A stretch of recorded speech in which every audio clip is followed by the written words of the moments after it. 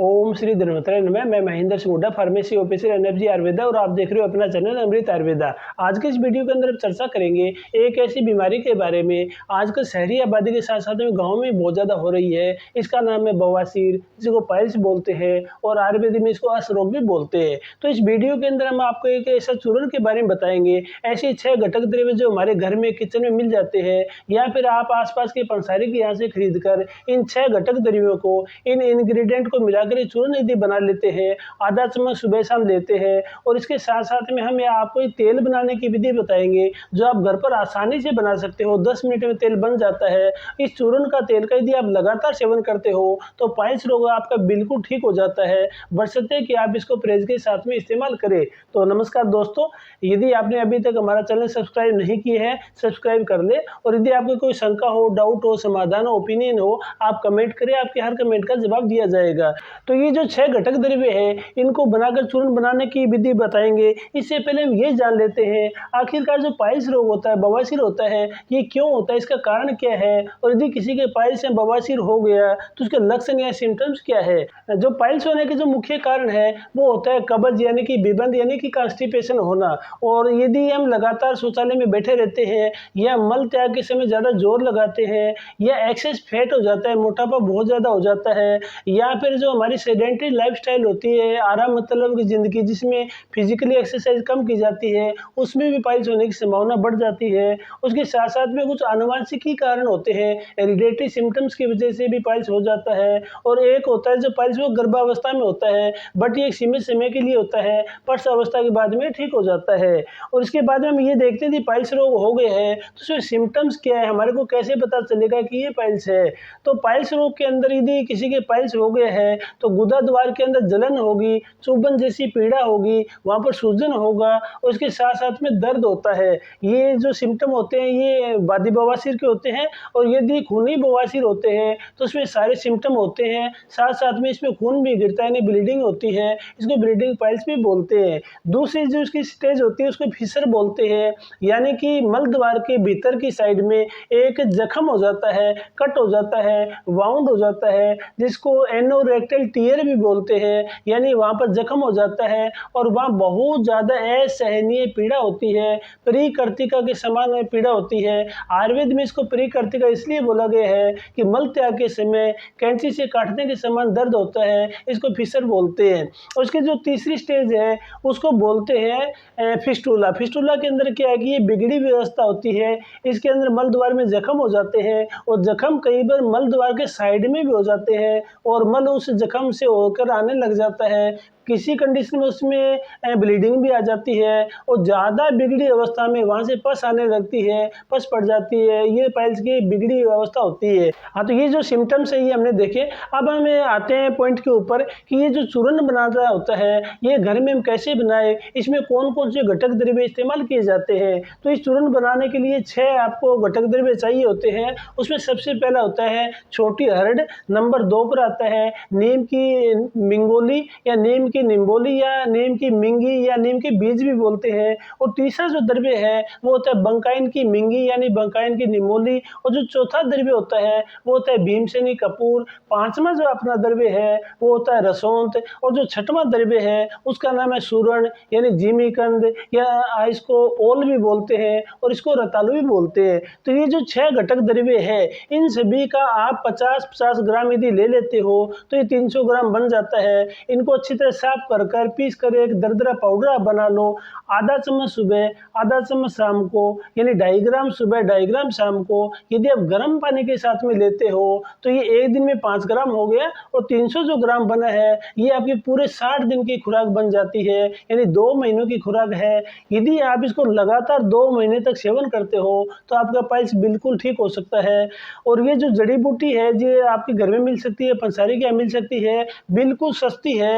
ये यदि 50-50 ग्राम 300 ग्राम लेते हो तो ये मात्र 120 रुपये तक के आ जाती है। और इस चूर्ण का सुबह शाम सेवन करो तो ये 1 रुपया सुबह 1 रुपया शाम को 2 रुपये का मुश्किल खर्चा आता है, और इसको लेकर आप इस भयंकर पीड़ा से पाइल्स से निजात पा सकते हो। तो अब हम ये देखते हैं कि ये जो 6 द्रव्य है ये किस फॉर्म में लेने होते हैं, कैसे लेने होते हैं, इसके बारे में थोड़ी जानकारी देते हैं ताकि आप इनको साफ सुथरा लेकर अच्छी तरह पाउडर बनाओ और आप अपनी समस्या से निजात पा सकते हैं। और इस पाइल्स के अंदर जो तेल बनाने का है वो हम बाद में जिक्र करेंगे। पहले हम जो 6 घटक द्रव्य इसके बारे में चर्चा करते हैं। पहला जो घटक द्रव्य इसका है वो है छोटी हर्ड। हर्ड 2 टाइप की होती है, छोटी हर्ड और बड़ी हर्ड। इसमें छोटी हर्ड का आपको इस्तेमाल करना है। आयुर्वेद में जो छोटी हर्ड को हरितकी कहते हैं और इसका जो लैटिन नाम है वो टर्मिनेलिया चेबुला होता है। हर्ड जो होती है ये आयुर्वेद के हिसाब से सबसे अच्छी पेट रोगों के लिए होती है, क्यों आयुर्वेद के अंदर हर्ड को पेट की माँ कहा गया है। जिस हिसाब से माँ एक बच्चे की देखभाल करती है,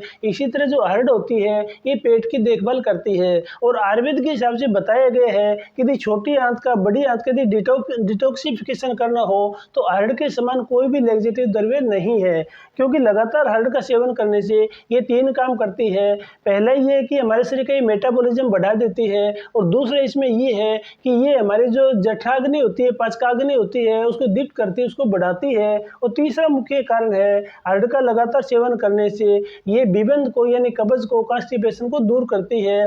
और हर्ड हमारे लिए एक बिल्कुल अच्छा लैक्सेटिव होता है जिसकी आदत नहीं लगती है। कुछ औषध द्रव्य ऐसे होते हैं जिनकी आदत लग सकती है, जैसे सनाए होते हैं, दूसरे होते हैं, बस जो हर्ड होता है बिल्कुल सेफ और निरापद औषधि है, आप इसका लगातार सेवन कर सकते हो। हर्ड को हरे, कायस्था, अभ्या कई नामों से जाना जाता है और पेट रोगों के लिए, पाइल्स के लिए बहुत ही अच्छा उत्तम द्रव्य है।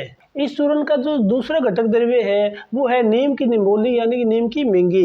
जो नीम की जो निमोली होती है इसको अच्छी तरह सुखाकर पीसकर पाउडर बना लिया जाता है। और जो नीम की निमोली होती है इसमें 2 मुख्य प्रॉपर्टीज होती है। पहला तो ये है कि ये एंटी बैक्टीरियल प्रॉपर्टी होती है, और दूसरा इसमें ये है कि इसके अंदर एंटी फंगल प्रॉपर्टीज होती है।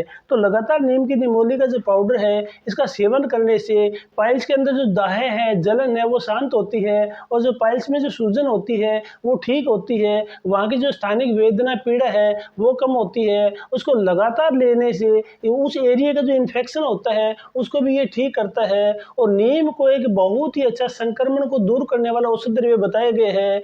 बड़े बुजुर्ग भी ये कहते थे कि नीम का खाया और बड़ों को सिखाया, शुरू में कड़वा लगता है बट आने वाले टाइम इसके परिणाम सुखद होते हैं, बहुत मीठे होते हैं। आपने इस चूर्ण का जो तीसरा घटक द्रव्य है वो होता है बकाइन। बकाइन की जो निम्बोली होती है इनको सुखाकर पीसकर पाउडर बना लिया जाता है।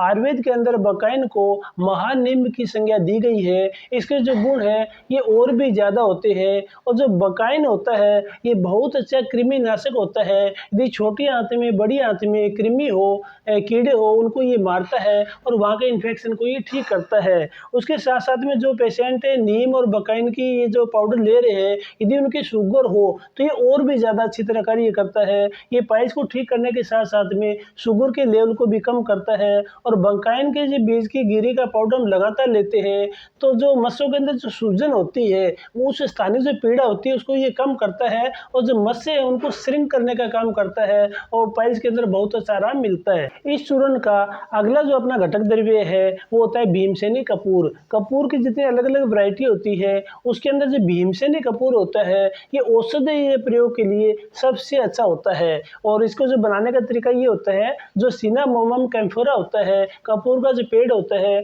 उसकी लकड़ी को काट कर, पीस कर और बड़े टब के अंदर पानी डालकर उसके अंदर उबालते हैं। और इसको बनाने का तरीका जो है वो भाप आसवन विधि से बनाते हैं। इसको इतना गर्म करते हैं, इतना गर्म करते हैं कि जो भाप आसवन विधि से ये जो लकड़ी से हम कपूर अलग करते हैं, और बाद में भाप आसवन विधि से जो अलग होता है तो उस कपूर को खुरच कर पीस कर तैयार कर लिया जाता है और ये चूर्ण के अंदर डलता है। जो भीमसेनी कपूर होता है ये अपने कूलिंग एजेंट के लिए जाना जाता है। और यदि जो पाइल्स रोग के अंदर जो जलन हो, जो दाहा हो, उसको शांत करता है, ये ठंडक पहुंचाता है। उसके साथ साथ में आयुर्वेद में कहा गया है जो अलग अलग पाइल्स होते हैं उसमें जो पित्तज अर्श होता है, पित्तज जो बवासीर होता है, पित्तज प्रकृति वालों को होता है, उसमें भीमसेनी कपूर बहुत ही अच्छा कार्य करता है। है। जो भीमसेनी कपूर होता है ये हमारे पाचन तंत्र को दुरुस्त करता है, ब्लड सर्कुलेशन को ठीक होता है। जो पाइल्स के स्थान पर जो नसों का गुच्छा हो जाता है, ब्लड वहाँ रुक जाता है, तो ये ब्लड सर्कुलेशन को स्थायी करता है और जो पाइल्स के मस है उसको श्रिंक करने का कार्य करता है। इस चूर्ण का अगला जो 5वां घटक द्रव्य है वो होता है रसौंत। तो काफी लोग कमेंट करते हैं कि रसौंत क्या होता है, तो इसमें मैं बताना चाहता हूँ। एक होता है हल्दी, एक होता है दारू हल्दी यानी कि दारू हरिद्रा। जो रसौंत होता है वो दारू हरिद्रा से तैयार किया जाता है।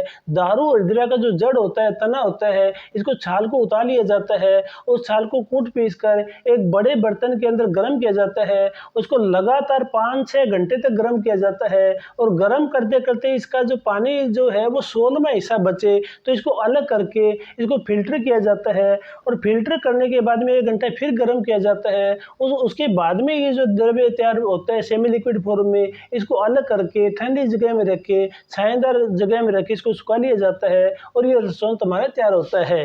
जो रसौंत होता है ये दोनों टाइप के पाइल्स में, बवासीर में बहुत अच्छा कार्य करता है। ब्लीडिंग पाइल्स हो या बादी बवासीर हो, दोनों बहुत अच्छा कार्य करता है। और जो रसौंत होता है ये ब्लीडिंग को रोकने का काम करता है। जो रक्त आयुर्वेद बोला गया है जिसमें ब्लीडिंग होती है उसमें बहुत ही अच्छा कार्य करता है। उसके साथ साथ में रसौंत जो होता है इसके अंदर एंटी इन्फ्लेमेटरी प्रॉपर्टीज होती है। ये वहाँ की स्थानिक जो सूजन उसको कम करता है और बॉल मूवमेंट को ठीक करता है।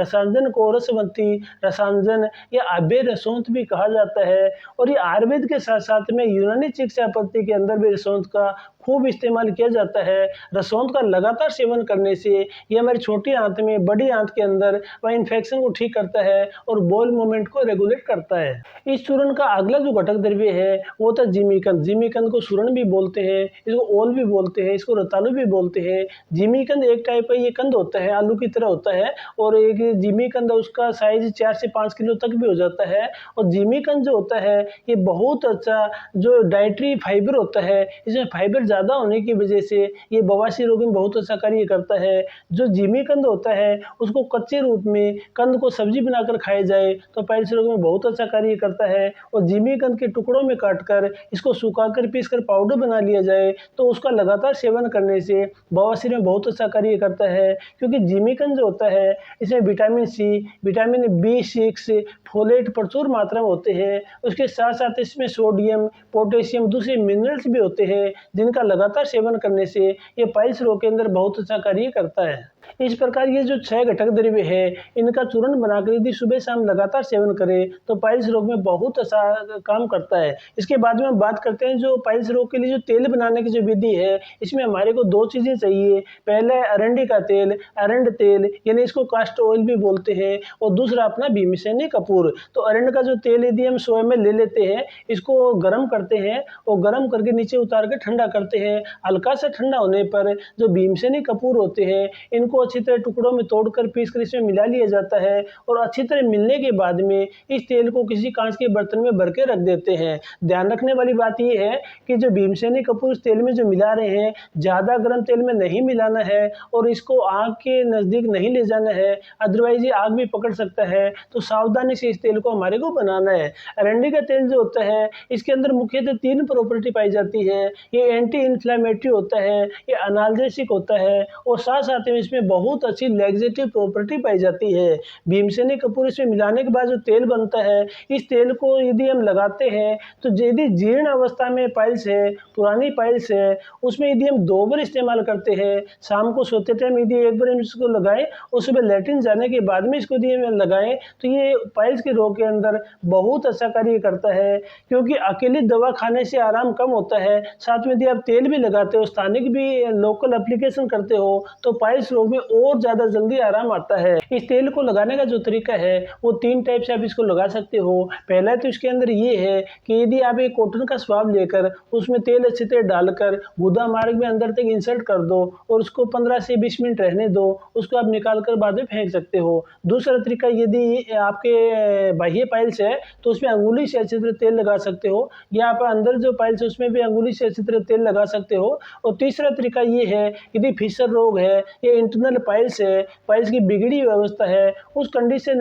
के अंदर ये 2 ml तेल सिरिंज के अंदर डालकर गुदामार्ग में प्रवेश करा दिया जाता है, तो ये और ज़्यादा अच्छी तरह कार्य करता है। तो यदि आप इस चूर्ण का आदर्श में सुबह शाम लगातार गर्म पानी से सेवन करते हो, इस तेल का रात को सोते टाइम और सुबह लेटिन जाने के बाद में इस्तेमाल करते हो, तो इसके साथ-साथ में आपको परहेज़ करना भी ज़रूरी है। तो इस जो दवा के सेवन काल में यदि आप परहेज़ करते हो, तो पाइल्स का रोग आपका बिल्कुल ठीक हो सकता है। तो इसके अंदर आपको करना ये है कि सबसे पहले तो ये है कि आपको एक्सरसाइज़, व्यायाम, योगा करता रहना है, या आप एक्सरसाइज़ अपने घर के छत पर कर सकते हो, मॉर्निंग वॉक कर सकते हो। आपकी जो आराम मतलब की ज़िंदगी है, सेडेंटरी लाइफ़स्टाइल, इसको कम से कम करना होगा। उसके साथ-साथ में तेल, तली चीज़ें, मिर्च, मसाले, अचार, खटाई का कम से कम सेवन करना है। मैदा या मैदा से बनी हुई चीज़ों का कम से कम सेवन करना है, और अपने भोजन के अंदर ज़्यादा से ज़्यादा फाइबर युक्त चीज़ों का सेवन करना है। उसके साथ-साथ में आपको पानी की मात्रा ज़्यादा लेनी है,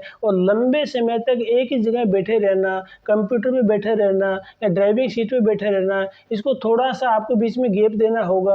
और यदि आप लगातार इस तरह परहेज़ के साथ में इस दवा का सेवन करते हो, तो आपका पाइल्स रोग बिल्कुल ठीक हो सकता है। तो मैं आशा करता हूँ आज का वीडियो आपको अच्छा लगा होगा। बहुत जल्दी मिलते हैं एक और अच्छी वीडियो के साथ में। भगवान धन्वंतरी आपको आरोग्य प्रदान करे। धन्यवाद।